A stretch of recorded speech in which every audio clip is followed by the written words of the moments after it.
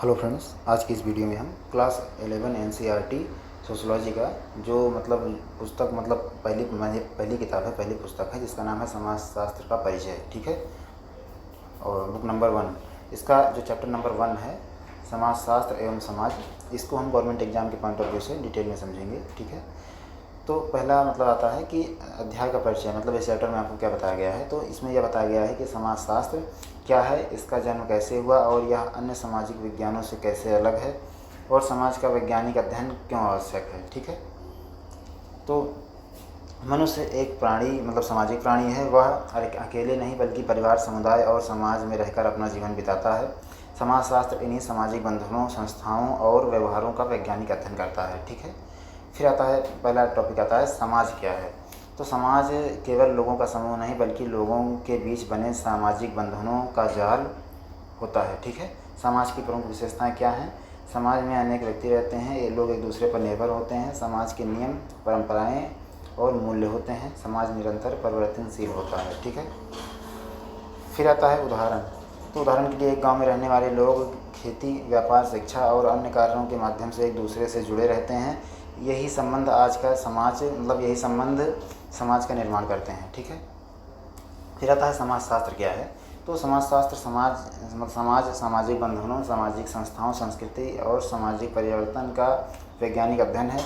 समाजशास्त्र यह समझने का प्रयास करता है कि समाज कैसे कार्य करता है, लोग एक दूसरे के साथ कैसे व्यवहार करते हैं, समाज में परिवर्तन क्यों आते हैं। तो यह क्वेश्चन जो है। फिर आता है समाज का अर्थ। तो सोशियोलॉजी शब्द 2 शब्दों से मिलकर बना है। सोशियस, लैटिन भाषा से समाज या साथी। ठीक है। फिर लोजोस यानी यूनानी भाषा से अध्ययन या विज्ञान। ठीक है। अर्थात समाज का वैज्ञानिक अध्ययन समाजशास्त्र है। ठीक है। फिर आते हैं समाजशास्त्र का जन्म। तो समाजशास्त्र का जन्म 19वीं शताब्दी में यूरोप में हुआ था। इसके प्रमुख कारण थे औद्योगिक क्रांति, फ्रांसीसी क्रांति, नागरीकरण, विज्ञान का विकास, सामाजिक परिवर्तन। ठीक है। इसके प्रमुख कारणों में से ये सब थे। इन परिवर्तनों ने समाज को समझने के लिए एक नई विज्ञान की आवश्यकता पैदा करी। ठीक है। फिर आता है समाजशास्त्र के जनक। तो समाजशास्त्र के जनक जो हैं, तो अगस्ते कॉम्टे को समाजशास्त्र का जनक कहा जाता है, फादर ऑफ सोशियोलॉजी कहा जाता है। ठीक है। उन्होंने सबसे पहले सोशियोलॉजी शब्द का प्रयोग किया और समाज के वैज्ञानिक अध्ययन पर बल दिया। ठीक है। फिर आते हैं प्रमुख समाजशास्त्री। इमाइल दुर्खेम, समाज को व्यक्ति से बड़ा माना। ठीक है। इन्होंने सामाजिक अध्ययों की अवधारणा दी। ठीक है। फिर आते हैं कार्ल मार्क्स, वर्ग संघर्ष का सिद्धांत दिया और आर्थिक समानता का अध्ययन किया। ठीक है। फिर आते हैं मैक्स वेबर, सामाजिक क्रिया पर बल दिया, धर्म और अर्थव्यवस्था के संबंधों का अध्ययन किया। ठीक है। फिर आता है समाजशास्त्र की विशेषताएं। तो यह एक वैज्ञानिक अध्ययन है, यह एक वस्तुनिष्ठ होता है। यह समाज के संबंधों का अध्ययन करता है और यह समाज में परिवर्तन को समझता है। यह सामाजिक समस्याओं का विश्लेषण करता है। ठीक है। फिर आते हैं समाजशास्त्र और सामान्य ज्ञान में अंतर। तो क्या अंतर है। सामान्य ज्ञान और समाजशास्त्र अनुभव पर आधारित, वैज्ञानिक अध्ययन पर आधारित, व्यक्तिगत विचार, प्रमाण और शोध पर आधारित, कभी कभी पक्षपातपूर्ण और निष्पक्ष। ठीक है। तो क्या अंतर बताया गया है। समाजशास्त्र अनुभव पर आधारित, ठीक है, और सामान्य ज्ञान वैज्ञानिक अध्ययन पर आधारित है। फिर समाजशास्त्र व्यक्तिगत विचार, प्रमाण और शोध पर आधारित और कभी कभी पक्षपातपूर्ण, वस्तुनिष्ठ और निष्पक्ष। ठीक है। तो सामान्य ज्ञान जो है, समाजशास्त्र कभी कभी पक्षपातपूर्ण भी हो सकता है, लेकिन सामान्य ज्ञान वस्तुनिष्ठ और निष्पक्ष, ठीक, यही रहता है। फिर आते हैं समाजशास्त्र और अन्य सामाजिक विज्ञान। ठीक है। तो इतिहास अतीत की घटनाओं का अध्ययन करता है, जबकि समाजशास्त्र वर्तमान समाज और सामाजिक संबंधों का अध्ययन करता है। ठीक है। फिर राजनीतिक विज्ञान की बात करें तो राज्य, सरकार और सत्ता का अध्ययन करता है, राजनीतिक विज्ञान।